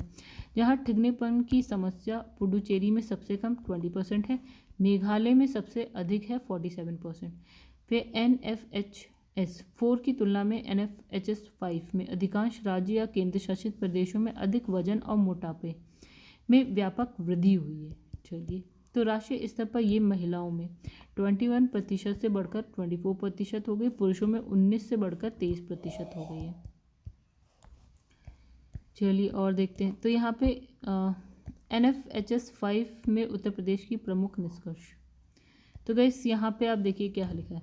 इसमें लिखा है कुल आबादी में लिंगानुपात। तो शहरी 961, ग्रामीण 1036। ठीक है, ये 5 की बात हो रही है। कुल हो गया आपका 1017 हो गया। अब NFHS4 2015-16 की विधि तो वहाँ पे था 995। ठीक है, अब यहाँ पे लिखा है बेहतर स्वास्थ्य एवं सुविधा का उपयोग करने वाली आबादी। तो ग्रामीण शहरी 80%, ग्रामीण 64%, कुल हो गया 68.8% और ये हो गया फोर्थ वाले में क्या था आपका 36.4%। ठीक है, अब नहीं चलिए तो नहीं 36.4 था। अब इसमें लिखा है स्वच्छ ईंधन खाना बनाने हेतु का उपयोग करने वाले परिवार। तो गाइस यहाँ पे 2020-21 का दे रखा है और यहाँ पे लिखा है NFHS4 का। ठीक है, तो यहाँ पे 15 से 49 वर्षों की आयु की जो है साक्षर महिलाएं 77% शहरी, 62% गांव में, टोटल 66% है। और यहाँ का डेटा नहीं है, ठीक है। अब यहाँ पे लिखा कुल प्रजनन दर प्रति महिला बच्चा, तो 1.9 मतलब टोटल है 2.4, ठीक है, शहरी और ग्रामीण मिला के, और ये है फोर्थ वाले का 2.7। फिर इसमें बाल मृत्यु दर की बात करें तो 42 शहर में, 52 गांव में, 50 ओवरऑल देखा जाए तो, और ये फोर्थ वाले से काफ़ी कम हो गया है। 5 वर्ष से कम आयु के बच्चों में ठिगनापन देखा जाए 33, 41, तो ओवरऑल देखा जाए तो 39 है फिफ्थ वाले में। फोर्थ वाले में हो गया आपका 46, तो यहाँ पे हो गया कम। फिर है 5 वर्षों से कम आयु के बच्चों में दुबलापन अगर देखा जाए तो फिफ्थ वाले में 17.3 है, और यहाँ था 17.9, तो ये भी हो गया कम। 5 वर्षों से कम आयु के बच्चों में कम वजन की बात करें तो फिफ्थ वाले में 30.1 है, और फोर्थ वाले में 39.5 था, तो ये भी हो गया है कम, ठीक है। फिर इसमें 5 वर्ष से कम आयु के बच्चों के अधिक वजन की अगर हम बात करें तो फिफ्थ वाले में 3.1 है, और यहाँ पे 1.5 है, यानी यहाँ पे हो गई वृद्धि। चलिए आगे देखते हैं। रिजर्व बैंक इनोवेशन हब की बात करते हैं। तो यहाँ लिखा है 24 मार्च 2022 को भारतीय रिजर्व बैंक यानी कि आरबीआई के गवर्नर कौन है? शक्तिकांत दास द्वारा बेंगलुरु में जो है आपका रिजर्व बैंक इनोवेशन हब का उद्घाटन किया गया। तो इस हब की स्थापना हेतु भारतीय रिजर्व बैंक द्वारा अगस्त 2020 में घोषणा की गई थी। यह इनोवेशन हब भारतीय रिजर्व बैंक की पूर्ण स्वामित्व वाली सहायक कंपनी है, जिसकी स्थापना कंपनी अधिनियम 2013 की धारा 8 के तहत की गई। भारतीय रिजर्व बैंक द्वारा इस हब की स्थापना 100 करोड़ रुपए की प्रारंभिक पूंजी के साथ संस्थागत व्यवसाय के माध्यम से स्थायी रूप से वित्तीय नवोन्मेष को प्रोत्साहित और पोषित करने हेतु की गई। इस हब का संचालन एक स्वतंत्र बोर्ड के माध्यम से किया जाएगा, जिसके पहले अध्यक्ष के रूप में सेनापति क्रिस गोपाल कृष्णन को नियुक्त किया गया है। तो RBIH का उद्देश्य एक ऐसा पारिस्थितिकी तंत्र सृजित करना है जो देश में अल्प आयु वाली आबादी हेतु वित्तीय सेवाओं एवं उत्पादों तक पहुंच को बढ़ावा देने पर केंद्रित है। साथ ही वित्तीय समावेशन को भी प्रोत्साहन मिले। ये हब वित्तीय क्षेत्र के संस्थानों, प्रौद्योगिकी, उद्योग, शैक्षणिक संस्थाओं के साथ सहयोग करेगा और विचारों के आदान प्रदान और वित्तीय नवाचारों से संबंधित प्रोटोटाइप के विकास हेतु प्रयास का समन्वय करेगा।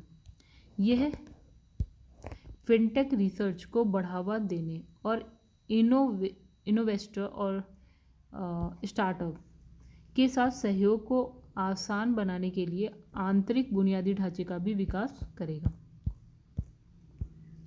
तो गाइस यहाँ लिखा है आपका, ये वाला तो हम कर चुके हैं, चलिए आगे बढ़ते हैं। यहाँ लिखा है वर्णिका स्याही निर्माण इकाई राष्ट्र को समर्पित। तो 28 मार्च 2022 को भारतीय रिजर्व बैंक के गवर्नर शक्तिकांत दास ने मैसूर में भारतीय रिजर्व बैंक नोट मुद्रा प्राइवेट लिमिटेड, जो भारतीय रिजर्व बैंक की पूर्ण स्वामित्व वाली सहायक कंपनी है की वर्णिका स्याही निर्माण इकाई को राष्ट्र को समर्पित किया। तो भारतीय रिजर्व बैंक नोट मुद्रा प्राइवेट लिमिटेड ने बैंक नोटों की सुरक्षा बढ़ाने के लिए 1500 मीट्रिक टन की वार्षिक तिहाई निर्माण क्षमता के साथ वर्णिका की स्थापना की, जो मेक इन इंडिया पहल को बढ़ावा देने वाला है। यह इकाई सुनिश्चित करती है कि बैंक नोट प्रिंटेड स्याही की संपूर्ण मांग देश में ही निर्मित हो। तो ये इकाई कलर शिफ्ट इंटेग्लियो इंक भी बनाती है और भारत में बैंक नोट प्रिंटिंग प्रेसों की सभी मांगों को पूरा करती है, जिसके परिणामस्वरूप बैंक नोट स्याही उत्पादन में लागत, दक्षता और आत्मनिर्भरता आई है। फिर है MSME रुपे क्रेडिट कार्ड। 10 मई 2022 को केंद्रीय सूक्ष्म लघु और मध्यम उद्यम मंत्री नारायण राणे द्वारा national payment corporation of India NPCI और 4 अन्य bank Kotak Mahindra bank, bank of Baroda, SBI bank India और HDFC बैंक के साथ MSME रुपे कार्ड के दूसरे चरण का शुभारंभ किया गया। तो तो इसमें लिखा है 25 फरवरी 2022 को यूनियन बैंक ऑफ इंडिया ने national payment corporation of India NPCI के सहयोग से यूनियन MSME रुपए क्रेडिट कार्ड के पहले चरण का शुभारंभ किया था। अब इसमें लिखा है मातृ मृत्यु दर 2017 से 19 की बात करते हैं। तो 14 मार्च 2022 को भारत के महापंजीयक द्वारा जो है मातृ मृत्यु दर पर विशेष बुलेटिन जारी किया गया। तो इस रिपोर्ट के अनुसार मातृ मृत्यु दर में 10 अंकों की गिरावट दर्ज की गई है। ये अनुपात वर्ष 2016-17 में 113 था, जो 8.8% की कमी के साथ घटकर वर्ष 2017 से 19 में तो 103 हो गया। फिर मातृ मृत्यु दर की गिरावट के पश्चात सतत विकास लक्ष्य हासिल करने वाले राज्यों की संख्या अब 5 से बढ़कर 7 हो गई है। तो केरल में कितना है 30, महाराष्ट्र 38, तेलंगाना 56, तमिलनाडु 58, आंध्र प्रदेश 58, झारखंड 61, गुजरात 70। राष्ट्रीय स्वास्थ्य नीति 2017 द्वारा निर्धारित MMR लक्ष्य हासिल करने वाले राज्यों की संख्या बढ़कर 9 हो गई। उपरोक्त 7 तो वही हैं, और राज्यों के अलावा क्या है आपका कर्नाटका 83, हरियाणा 96 है। उल्लेखनीय है कि MMR में उत्तर प्रदेश में सबसे अधिक 90 अंक यानी 15% से अधिक की गिरावट दर्ज की गई है। उत्तर प्रदेश के साथ केरल, महाराष्ट्र में भी MMR में 15% से अधिक की गिरावट दर्ज की गई है। अच्छा, पश्चिम बंगाल हो गया, हरियाणा, उत्तराखंड और छत्तीसगढ़ में जो मातृ मृत्यु दर में क्या है वृद्धि दर्ज की गई है। अब यहाँ लिखा है भारत का पहला क्रिप्टो करेंसी इंडेक्स यानी कि IC15 जनवरी 2022 में वैश्विक crypto super app crypto wire ने दुनिया के प्रमुख एक्सचेंजों में सूचीबद्ध 15 सबसे अधिक कारोबार करने वाली क्रिप्टो करेंसी के प्रदर्शन को माप एवं निगरानी हेतु भारत में एक क्रिप्टो इंडेक्स की शुरुआत की। तो इस क्रिप्टो करेंसी इंडेक्स को IC15 नाम दिया गया है। इस सूचकांक का उद्देश्य बेहतर विकास की संभावनाओं का मूल्यांकन करते हुए हर संभव सहायता प्रदान करना और बाजार के विकास को सक्षम बनाना है, ताकि निवेशक क्रिप्टो करेंसी पारिस्थितिकी प्रणाली के बारे में अधिक जागरूक हो सके।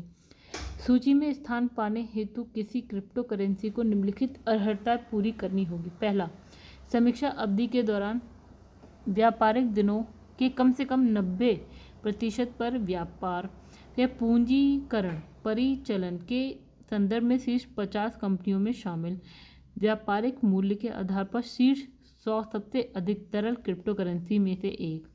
IC15 इंडेक्स को क्रिप्टो वायर द्वारा गठित एक इंडेक्स गवर्नेंस कमेटी द्वारा प्रबंधित किया जाएगा, जिसमें क्रिप्टो विशेषज्ञ, निपुण, शिक्षाविद और उद्योग व्यवसायी शामिल होंगे। समिति द्वारा ही सूचकांक की निगरानी, रखरखाव और प्रबंधन किया जाएगा। समिति बाजार पूंजीकरण के आधार पर शीर्ष 400 क्रिप्टो करेंसी में से 15 क्रिप्टो करेंसी का चयन करेगी।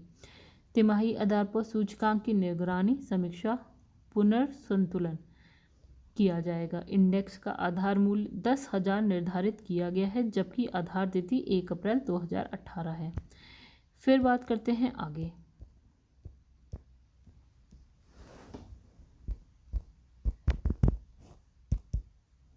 तो गाइस यहाँ लिखा है एयरटेल पेमेंट बैंक को अनुसूचित बैंक का दर्जा। जनवरी 2022 में एयरटेल पेमेंट बैंक लिमिटेड को भारतीय रिजर्व बैंक द्वारा अनुसूचित शेड्यूल्ड बैंक का दर्जा प्रदान किया गया। फलस्वरूप एयरटेल पेमेंट बैंक लिमिटेड जो है भारतीय रिजर्व बैंक अधिनियम 1934 की दूसरी अनुसूची में शामिल हो गया। तो पेमेंट बैंक की स्थापना वर्ष 2013 में गठित नचिकेता मौर्य समिति की सिफारिशों के आधार पर की गई थी। एयरटेल पेमेंट बैंक भारत का पहला भुगतान बैंक यानी कि पेमेंट बैंक है, जिसकी स्थापना 2017 में की गई। एयरटेल पेमेंट बैंक भारत का एक प्रगतिशील डिजिटल बैंक है, जो दूरसंचार के अग्रणी कंपनियों में से एक भारतीय एयरटेल की अनुषंगी कंपनी है। इसका मुख्यालय कहाँ पे है? नई दिल्ली में है। फिर पेटीएम, एक मिनट गाइस, चलिए, पेटीएम पेमेंट बैंक को भी अनुसूचित बैंक का दर्जा। तो दिसंबर 2021 में पेटीएम की एक अनुषंगी company Paytm payment bank limited को भी भारतीय रिजर्व बैंक द्वारा जो है अनुसूचित बैंक का दर्जा प्रदान किया गया। इससे पेटीएम पेमेंट बैंक लिमिटेड की भारतीय रिजर्व बैंक अधिनियम 1934 की दूसरी अनुसूची में शामिल किया गया। पेटीएम भारत की अग्रणी वित्तीय सेवा कंपनी है। इसका मुख्यालय कहाँ है? नोएडा, उत्तर प्रदेश में। चलिए, यहाँ पे लिखा है ऑफलाइन डिजिटल भुगतान फ्रेमवर्क। तो इसमें लिखा है ऑफलाइन डिजिटल पेमेंट से तात्पर्य ऐसे भुगतान यानी कि पेमेंट से है जिसमें इंटरनेट या दूरसंचार कनेक्टिविटी की ज़रूरत नहीं होती। यह भुगतान किसी भी माध्यम या उपकरण जैसे कार्ड हो गया, वॉलेट्स हो गया, मोबाइल डिवाइसेस आदि का उपयोग करके जो है आमने सामने किया गया है। अब लिखा है ऑफलाइन डिजिटल भुगतान फ्रेमवर्क पहला जारी, इसमें लिखा है जारी कब हुआ? ये 3 जनवरी 2022 को। जारीकर्ता भारतीय रिजर्व बैंक है। उद्देश्य छोटे मूल्य के भुगतान को सुविधाजनक बनाना। भुगतान का माध्यम क्या होगा? ऑफलाइन होगा, बिना इंटरनेट के होगा। भुगतान हेतु उपकरण की अगर इंस्ट्रूमेंट्स की बात की जाए तो एक मिनट गाइस, तो यहाँ पे हम किस किस से कर सकते हैं? कार्ड हो गए, वॉलेट हो गए, मोबाइल डिवाइसेस, इन सबसे कर सकते हैं। प्रति लेन देन की सीमा कितनी हो गई? 200 रुपये हो गई। और इसमें लिखा है समग्र लेन देन की सीमा 2000 रुपये हो गई। लागू अगर करें तो तत्काल प्रभाव से 3 जनवरी 2022 से है। फीडबैक की अवधि सितंबर 2020 से जून 2021 है। चलिए आगे बढ़ते हैं। फिर ऑफलाइन डिजिटल भुगतान हेतु प्रमाणीकरण के अतिरिक्त कारक जैसे कि आपका हो गया OTP या पिन नंबर आदि की आवश्यकता नहीं होगी। चूँकि भुगतान ऑफलाइन है इसलिए ग्राहक को एक समय अंतराल यानी कि टाइम लैग के बाद जो है सूचना यानी कि अलर्ट जो है SMS या फिर ईमेल के माध्यम से प्राप्त होगी। चलिए आगे बढ़ते हैं। तो यहाँ लिखा है 200 रुपये से अधिक का भुगतान जो है ऑनलाइन माध्यम से किया जाएगा। तो ऑफलाइन भुगतान ग्राहक की विशिष्ट सहमति के बाद ही किया जा सकता है। मजदूरी दर सूचकांक के आधार पर वर्ष में संशोधन। तो 24 नवंबर 2021 को जारी रिपोर्ट के अनुसार श्रम और रोजगार मंत्रालय भारत सरकार द्वारा मजदूरी दर सूचकांक WRI का आधार वर्ष संशोधित करके 2016 100 कर दिया गया। फिर इससे पूर्व मजदूरी दर सूचकांक का आधार वर्ष 1963 -6500 था। फिर नए आधार वर्ष 2016 100 के साथ ही मजदूरी दर सूचकांक की नई श्रृंखला भी जारी की गई। तो इसे श्रम एवं रोजगार मंत्रालय से संबद्ध कार्यालय श्रम ब्यूरो द्वारा संचालित एवं अनुरक्षित किया जा रहा है। आधार वर्ष में संशोधन अंतर्राष्ट्रीय श्रम संगठन ILO राष्ट्रीय सांख्यिकी आयोग NSC द्वारा सिफारिश आदि की सिफारिशों के आधार पर किया गया। सूचकांक की नई श्रृंखला आधार वर्ष 2016 = 100 के साथ प्रत्येक वर्ष 1 जनवरी और 1 जुलाई को बिंदु दर बिंदु अर्धवार्षिक आधार पर वर्ष में 2 बार संकलित की जाएगी। तो पुरानी श्रृंखला की तुलना में नई श्रृंखला के तहत किए गए सुधार निम्न है। नई श्रृंखला में कुल 37 उद्योगों को शामिल किया गया है जबकि पुरानी श्रृंखला में 21 उद्योगों को शामिल किया गया था। अब लिखा है नमूना पंजीकरण प्रणाली अक्टूबर 2021 बुलेटिन। इसमें लिखा है अक्टूबर 2021 में रजिस्ट्रार जनरल कार्यालय भारत सरकार द्वारा नमूना पंजीकरण प्रणाली बुलेटिन 2021 जारी किया गया। बुलेटिन में जारी आंकड़े राज्यों केंद्र शासित प्रदेशों के लिए वर्ष 2019 के संदर्भ में है। सर्वेक्षण में राज्यों को बड़े राज्यों, छोटे राज्यों, केंद्र शासित प्रदेशों के आधार पर वर्गीकृत करके आंकड़े जारी किए गए हैं। यहाँ बड़े राज्यों से तात्पर्य उन राज्यों से है जिनकी जनसंख्या 2011 की जनगणना के अनुसार जो है आपकी 10 मिलियन से अधिक है। जन्म दर की अगर हम बात करें यानी कि बर्थ रेट, तो विगत 4 दशकों में अखिल भारतीय स्तर पर जन्म दर में अत्यधिक गिरावट दर्ज की गई है। तो ये वर्ष 1971 के 36.9 प्रति हजार से गिरकर 2019 में कितनी हो गई? 19.7% पर हजार हो गई। तो इसमें भारत के बड़े राज्यों में सर्वाधिक जन्म दर बिहार की है, कितनी है? 25.8 है और सबसे कम केरल की है 13.5। ठीक है, और जबकि सभी भारतीय राज्यों और केंद्र शासित प्रदेशों की बात करें तो सबसे कम किसके? अंडमान निकोबार द्वीप समूह की है 11। ठीक है, अब इसमें लिखा है वर्ष 2019 के संदर्भ में जन्म दर वाले 5 राज्य की अगर हम बात करें तो सबसे ज़्यादा देखिए हमारी कहाँ पे है। ठीक है, तो वो है आपकी बिहार में 25.8, फिर आता है उत्तर प्रदेश 25.4, मध्य प्रदेश 23.5 और फिर है राजस्थान 23.7, मेघालय 23.2। फिर लिखा वर्ष 2019 के संदर्भ में न्यूनतम जन दर के राज्य और केंद्र शासित प्रदेशों की अगर हम बात करें तो गैस यहाँ पे अंडमान निकोबार सबसे कम है 11, गोवा हो गया सेकंड नंबर पे आपका 12.3 के साथ, नागालैंड 12.7, त्रिपुरा आपका 12.8 है, चंडीगढ़ 13 है। अब लिखा है राष्ट्रीय स्तर पर विगत 4 दशकों में मृत्यु दर में भी काफ़ी गिरावट दर्ज की गई है। तो 2071 की बात करें तो मृत्यु दर 14.9 प्रति हजार से अब गिर कर कितनी हो गई, 2019 में 6 हो गई है। ठीक है, बड़े और छोटे राज्यों तथा केंद्र शासित प्रदेशों की तुलना करने पर क्या है, मृत्यु दर में सबसे कम कहाँ, दिल्ली 3.2 प्रति हजार। ठीक है, और सबसे अधिक कहाँ पे है, छत्तीसगढ़ में 7.3 है। ठीक है, अब इसमें लिखा है कि वर्ष 2019 के संदर्भ में शीर्ष मृत्यु दर वाले 5 राज्य या केंद्र शासित प्रदेशों की बात करें तो देखिए हमें बताना है सबसे ज़्यादा, तो छत्तीसगढ़ में सबसे ज़्यादा 7.3 है, उड़ीसा केरल में कितनी है, दोनों में एक बराबर है 7.1, हिमाचल प्रदेश में 6.9, पुडुचेरी 6.8 है। वहीं हम न्यूनतम की बात करें तो गाइस सबसे कम है आपका दिल्ली 3.2, नागालैंड 3.5 है, दादरा नागर हवेली एंड दमन दीव की बात करें तो 3.7 है। तो चलिए दादरा नागर हवेली है 3.7 है, मिजोरम चंडीगढ़ है 4। तो गाइस 2019 की बात करी है इसलिए इन दोनों को एक नहीं किया गया है, दादरा नागर हवेली एंड दमन दीव को। ठीक है, ये अलग अलग है अभी।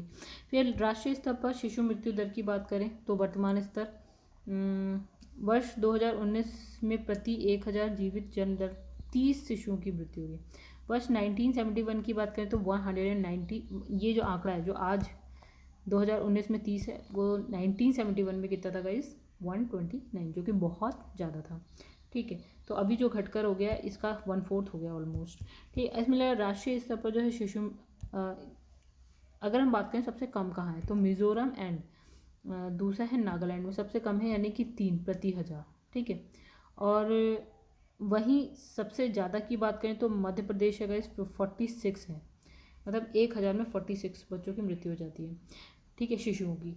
अब यहाँ बात करें तो वर्ष 2019 के संदर्भ में सबसे ज़्यादा शिशु मृत्यु दर वाले शीर्ष 5 राज्य या फिर केंद्र शासित प्रदेशों को मिला के बात करें तो सबसे ज़्यादा मध्य प्रदेश है 46, उत्तर प्रदेश 41, असम छत्तीसगढ़ में 40 है, उड़ीसा में है 38।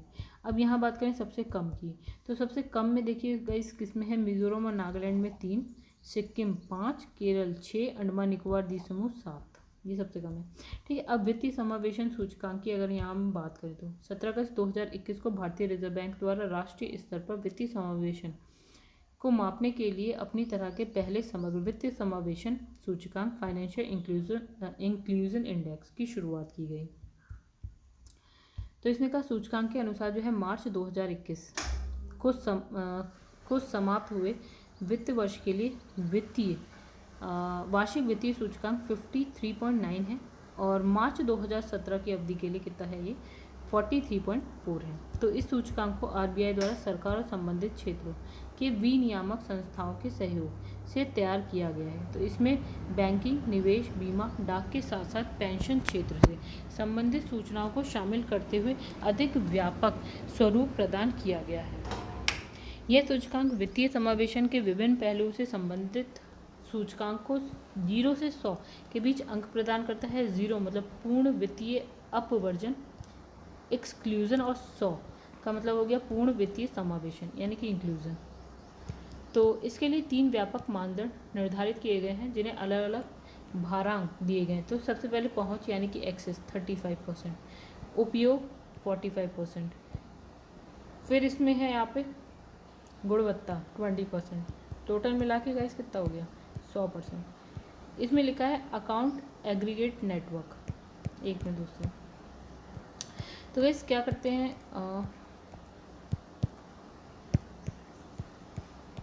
तो वैसे इस वीडियो को यहीं एंड करते हैं। बाकी का जो है हम नेक्स्ट वीडियो में लाएंगे यानी कि पार्ट 9 में ले आएंगे।